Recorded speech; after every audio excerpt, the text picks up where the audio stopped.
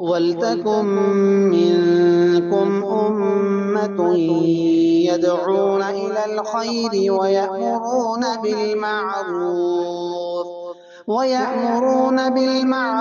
وَيَنْهَوْنَ عَنِ الْمُنكَرِ وَأُولَئِكَ هُمُ الْمُفْلِحُونَ. السلام علیکم ورحمۃ اللہ وبرکاتہ۔ الحمد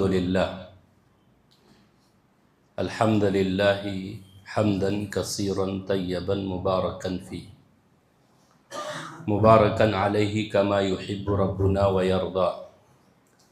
الحمد للہ حتی یرضا، والحمد للہ بعد الرضا، والحمد للہ علی کل حال، ونعوذ باللہ من حال اہل النار، واشہد ان لا الہ الا اللہ، واشہد ان محمدا عبدہ ورسولہ۔ قال اللہ تبارک وتعالی فی کلامہ المجید: اعوذ باللہ من الشیطان الرجیم من حمزہ ونفخہ ونفثہ، بسم اللہ الرحمن الرحیم۔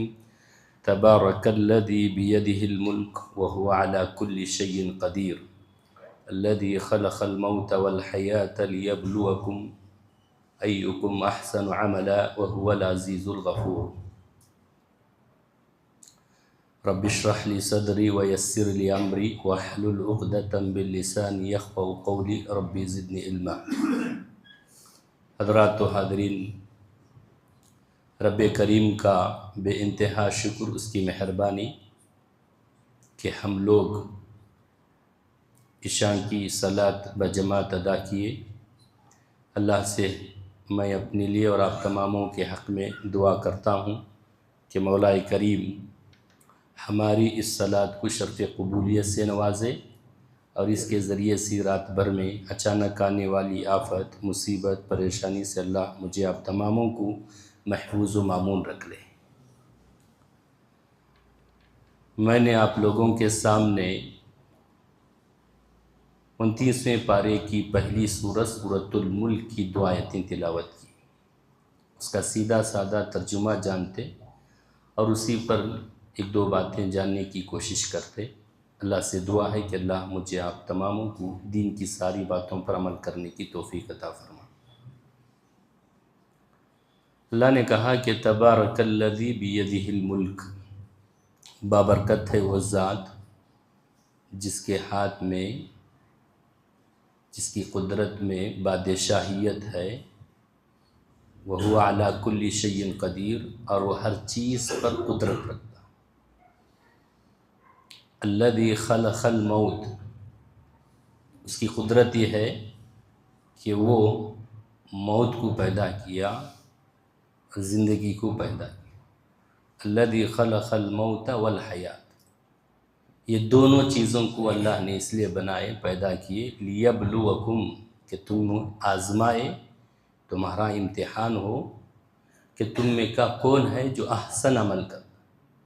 وہو العزیز الغفور، وہ عزیز ہے اور غفور ہے۔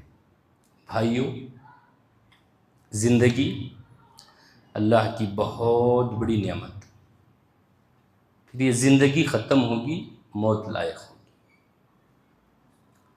موت ایک اٹل حقیقت ہے، اس سے کوئی بچ نہیں سکتا، کوئی بھی بچ نہیں سکتا۔ موت واقع ہونا لازم، ضروری، مرنا ہے۔ پھر موت زندے پر آتی ہے، بڑے پر آتی ہے، مرد پر آتی ہے، عورت پر آتی ہے، بچے پر آتی ہے، بوڑھے پر آتی ہے، جوان پر آتی ہے، مالدار پر آتی ہے، غریب پر آتی ہے، محتاج پر آتی ہے، تنگ دست پر آتی ہے۔ انسان ہے، جان رکھتا ہے، جاندار ہے، اس پر یہ ضرور آنے والی، اس میں شک ہی نہیں ہے، فرم۔ اور یہ موت جس پر آتی ہے وہ اپنا کام تمام کر کے نکل جاتی، اسے کسی پر ترس اور کسی پر رحم نہیں ہے، مرنا۔ زندگی، یہ وجود اس بات پر دلالت کرتی ہے ہمیں ایک دن یہ دنیا سے رخصت ہونا ہے، ہمیں مرنا، موت لائق ہونے والی۔ اللہ نے دوسرے مقام پر کہتے ہیں کل نفس ذائقۃ الموت، ہر جان کو موت کا مزہ چکھنا، مرنا ہے، اور انسان یہی آیا ہے اور ایک دن ختم ہونا۔ اللہ تعالیٰ پیارے نبی جناب محمد الرسول اللہ صلی اللہ علیہ وسلم کو خطاب کرتے ہوئے کہتے ہیں وَمَا جَعَلْنَا لِبَشَرٍ مِّن قَبْلِكَ الْخُلْدَ أَفَإِن مِّتَّ فَهُمْ خَالِدُونَ كُلُّ نَفْسٍ ذَائِقَةُ الْمَوْتِ، آپ سے پہلے ہم نے کسی بھی بشر کو ہمیشگی نہیں دی ہے، اگر یہ مر جائیں کیا وہ زندہ رہیں گے ہمیشہ؟ نہیں، ہر جان کو موت کا مزہ چکھنا ہے۔ موت انبیاء پر آئی، بڑوں پر آئی، چھوٹوں پر آئی، دنیا جب سے بنی اب تک اور اس کے بعد قیامت تک جتنے ہیں وہ سب کو ایک دن مرنا ہے، موت لائق ہونے والی ہے، آنے والی ہے۔ موت کا فرشتہ ملک الموت دوسروں کی روح قبض کرتے کرتے ایک دن میرے اور آپ کے پاس پہنچنے والا، اس کی تیاری کریں۔ موت کو ہمیشہ یاد رکھیں، موت کو ہمیشہ سامنے رکھیں۔ زندگی بدلے گی، انسان اچھا ہوگا، دیندار بنے گا، نیک بنے گا۔ موت کو اگر بھلا دیا، انسان دنیا ہی کو سب کچھ سمجھ کر بیٹھ جائے تو پھر یہ نادانی ہے۔ اسی لیے اللہ کے نبی جناب محمد الرسول اللہ صلی اللہ علیہ وسلم کی حدیث، میرے بھائیوں صحیح حدیث ہے، حضرت عبداللہ ابن عمر رضی اللہ عنہ روایت کرتے راوی حدیث، پیارے نبی جناب محمد الرسول اللہ صلی اللہ علیہ وسلم کے ساتھ حضرت عبداللہ ابن عمر رضی اللہ عنہ تھے۔ ایک انصاری صحابی دوڑتے آئے، پیارے نبی سے سلام کیا اور انہوں نے پیارے نبی صلی اللہ علیہ وسلم سے سوال کیے۔ کیا سوال کیے کہ اللہ کے نبی صلی اللہ علیہ وسلم مومن میں اچھا مومن کون ہے؟ مسلمان میں اچھا مسلمان کون ہے؟ مومن میں اچھا مسلمان، اچھا مومن کون ہے؟ پیارے نبی جناب محمد رسول اللہ صلی اللہ علیہ وسلم نے فرمایا کہ جس کے اخلاق اچھے ہیں وہ اچھا مومن، جس کے کردار، جس کی عادت، جس کے کیریکٹرز اچھے ہیں وہ اچھا مومن۔ پھر پیارے نبی جناب محمد رسول اللہ صلی اللہ علیہ وسلم سے سوال کیا گیا کہ مومن میں عقل مند مومن کون ہے؟ اگر آپ کو سوال کرے اب کیا بولیں گے کہ ہاں جتنے ہم بیٹھے مومن الحمدللہ مسلمان ہیں، اگر آپ کو پوچھے کہ ہمارے میں چالاک کون ہے، ہوشیار کون ہے، تو ہم بولیں گے جس کا بینک بیلنس زیادہ ہو انہیں بہت چالاک، جس کا بزنس بہت ترقی کرے بولے بہت چالاک، جو دنیا میں بہت کچھ سیکھے پڑھے پڑھائے ڈگریاں بہت چالاک۔ لیکن پیارے نبی جناب محمد رسول اللہ صلی اللہ علیہ وسلم نے فرمایا مومن میں عقل مند مومن، چالاک اور ہوشیار مومن وہ ہے جو موت کو یاد کرتا ہے اور موت کے بعد کی تیاری کرتا ہے۔ بھائیو مرنا ہے، یہ ہم پر آنے والی ہے، موت لائق ہوگی، موت آئے گی۔ یہ بے خبر ساتھی ہے، کب آئے گی، کہاں آئے گی، کیسے آئے گی، کسی کو معلوم نہیں۔ اللہ تعالیٰ نے سورہ لقمان کے اندر کہتے ہیں وَمَا تَدْرِي نَفْسٌ مَاذَا تَكْسِبُ غَدًا وَمَا تَدْرِي نَفْسٌ بِأَيِّ أَرْضٍ تَمُوتُ۔ انسان کو یہ علم نہیں ہے کہ کل کیا کرے گا، کل کیا کھائے گا، کل کیا کمائے گا، معلوم نہیں انسان کو۔ جیسے ایک انسان کو کل کیا کمائے کیا کھائے اس کا علم نہیں ہے، ایسے ایک انسان کو معلوم نہیں اسے کب موت لائق ہوگی، کہاں مرے گا، کیسے مرے گا۔ بھائیو روزانہ ہم سنتے، ہم دیکھتے، لیکن عبرت حاصل نہیں کرتے۔ کتنی مراحل دیکھتے، کتنی مرتبہ ہم دیکھتے، کیسے کیسے حادثات کو دیکھتے، کیا کیا ہم نے دیکھا اپنے آنکھوں سے، اپنے کانوں سے، کیسے کیسے حادثات کو ہم نے سنا۔ یہ کیسے لائق ہوتا ہے انسان تصور بھی نہیں کرتا میرے بھائی. ایسا ہو سکتا کیا؟ ابھی کچھ دن پہلے یہیں بٹکل کے 2 لوگ میاں بیوی ایمبولینس میں جا رہے، گاڑی پہ جا رہے، ایمبولینس والا آ کر کے سگنل توڑ کے، معلوم نہیں تھا، سگنل توڑا اور چلایا گاڑی، دونوں میاں بیوی انتقال ہوئے آن اسپاٹ میں میرے بھائی. موت کیسے آ گئی؟ حادثے کا شکار ہو کر کے، یعنی پانی میں ڈوب کر کے، ایکسیڈنٹ ہو کر کے، ہارٹ اٹیک ہو کر، کیسے آئے گی موت کسی کو معلوم نہیں، کہاں آئے گی کسی کو معلوم نہیں، کس حالت میں آئے گی کسی کو معلوم نہیں. لیکن یہ بے خبر ساتھی ہمارے ساتھ ہے. لیکن ہم یہ ہے کہ دنیا ہی کو سب کچھ سمجھے، ہمیشہ کی زندگی سمجھے. نہیں، ایک مومن ایسا نہیں کر سکتا. وہ ہمیشہ موت کو یاد رکھے گا اور موت کے بعد کی تیاری کرے گا. اسی لیے پیارے نبی جناب محمد رسول اللہ صلی اللہ علیہ وسلم نے فرمایا، اکثر الذکر حادم اللذات، لذتوں کو ختم کرنے والی چیز موت کو یاد رکھو. زندگی میں ہمیشہ سامنے موت کو رکھے، سامنے. ہم دیکھیں کتنے لوگ ہمارے سامنے تھے بھائی، ہمارے ساتھ چلتے پھرتے، ہمارے ساتھ کاروبار میں شریک ہوتے، ہمارے دعوتوں میں، ہماری فلاح اس میں شریک ہوتے. کیسے تھے ہمارے ساتھ، اٹھک بیٹھک کرتے، دنیاوی اعتبار سے ہمارے ساتھ رہتے پھرتے، لیکن وہ ہمارے ساتھ نہیں ہے ابھی. ایسے ایک دن ہمارا بھی مرنا ہے، ایک دن ہمیں بھی موت آئے گی، ہمیں مرنا ہے، جینا نہیں ہے.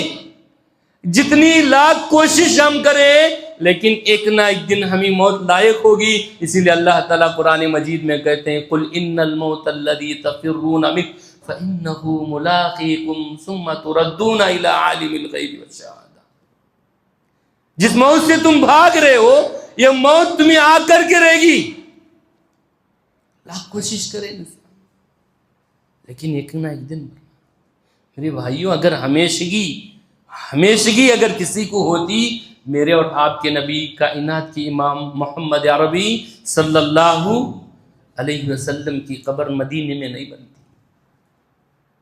مرنا ہے ہمیں ذہن نشین کر رہے ہیں اور سوچیں، بیٹھیں، تدبر کریں کہ ہمیں ایک دن موت آئے گی. ایسی حالت میں، ایسی سچویشن میں، ایسے ماحول میں، ہماری ایسی زندگی میں موت آئے تو ہماری حالت کیا ہوگی؟ کیا کر رہے ہیں ہم لوگ؟ صحابہ کی زندگی کو اٹھاؤ میرے بھائیوں، پڑھو، دیکھو وہ کیسے متنبی رہتے، وہ کیسے یعنی سوچتے، اور وہ زندگی کیسے بتاتے میرے بھائیوں. حضرت ابو درداء رضی اللہ عنہ کے متعلق آتا ہے کہ جب ان کو موت کے قریب مرحلہ تھا، ابھی جان کنی کی حالت تھی، وہ رونے لگے.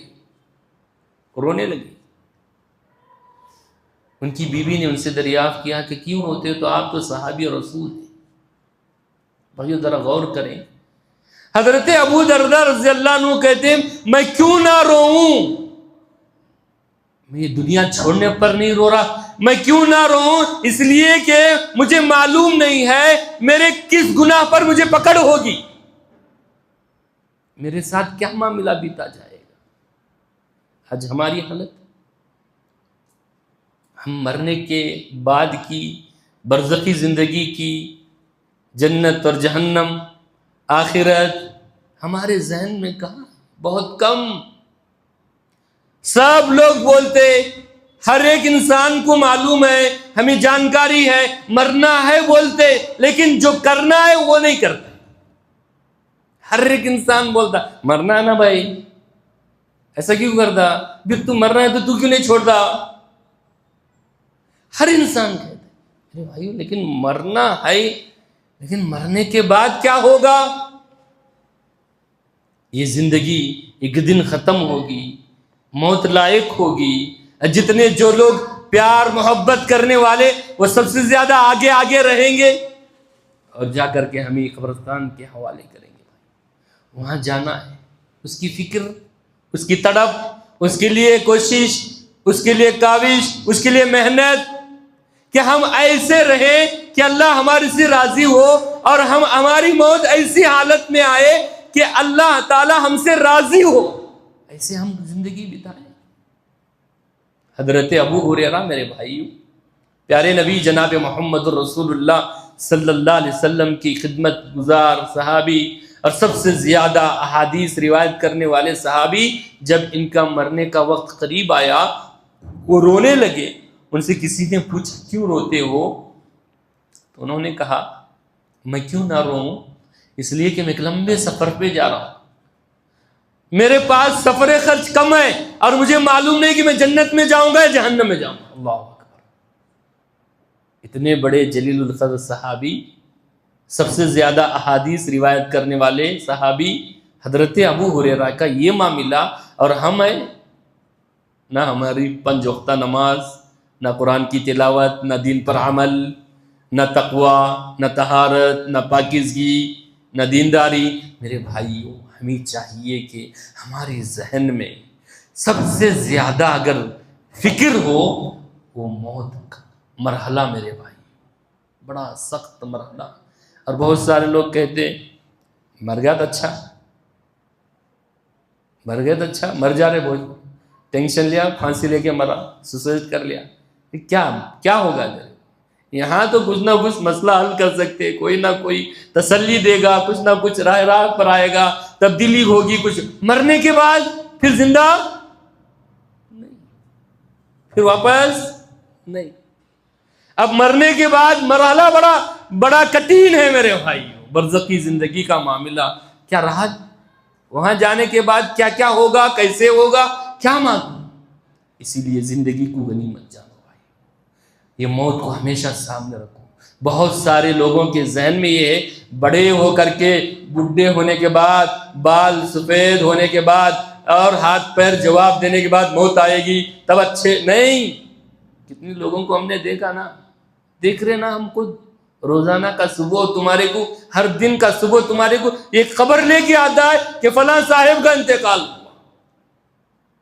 بھائیو، چوکنا رہے، ہم اپنی زندگی کو غنیمت جانیں۔ جو کچھ ہمارے پاس ابھی ہے وقت، یہ وقت ختم ہونے سے پہلے اس وقت کو غنیمت جانو اور موت کی تیاری کرو۔ اپنی بات کو ختم کرتے اللہ سے دعائیں کرتے، سب سے پہلے اللہ مجھے موت کی اور موت کے بعد کی تیاری کرنے کی اللہ توفیق عطا فرمائے، اور آپ تماموں کو بھی اللہ تبارک و تعالی موت کو ہمیشہ کثرت سے یاد کر کے اس کے جو مراحل ہیں اسے آسانی کے ساتھ طے کرنے کے اللہ توفیق عطا فرمائے۔ اللہ ہماری زندگی میں خیر و برکتیں نازل فرما، نیک اعمال کرنے کی توفیق عطا فرما۔ اللہ تعالی ہمیں دین سے قریب ہونے کی توفیق عطا فرما، دین پر عمل کرنے کی توفیق عطا فرما۔ ہر اچانک آنے والی موت سے اللہ مجھے آپ تماموں کو محفوظ و مامون رکھ لے، ایمان کی حالت میں کلمہ توحید پر ہمارا خاتمہ ہو۔ اللہ ہماری زندگی میں خیر و برکتوں کا نزول فرما لے۔ ہمیں کہ جو بھی پریشان حال ہیں اللہ ان کی پریشانیوں کو دور فرما لے، جو بھی بیمار ہیں گھروں میں، ہسپتالوں میں، اللہ ان کو صحت عاجلہ کاملہ عطا فرمائے۔ اللہ ہماری زندگی کے سارے گناہوں کو معاف فرما۔ اللہ جیسے مسجد فرقان نیل سندرہ میں جیسے ہم مل بیٹھے، اللہ ہمیں ایسی جنت الفردوس میں مل بیٹھنے کی توفیق عطا فرمائے۔ اللہ ہمارے صغیرہ کبیرہ گناہوں کو معاف فرما لے۔ اللہ ہمیں ہماری روزی روٹی میں برکت عطا فرما، حلال کی روزی نصیب عطا فرما، حرام سے بچنے کی توفیق عطا فرما۔ اللہ ہماری اولاد کو اپنے آنکھوں کا ٹھنڈک بنا۔ اللہ جو بے اولاد ہیں انہیں نیک اولاد نصیب عطا فرما۔ اللہ ہمارے ماں باپ کو صحت و عافیت دے، جن کے ماں باپ دنیا سے رخصت ہے اللہ تعالیٰ ان کی خبروں کو نور سے منور فرما لے۔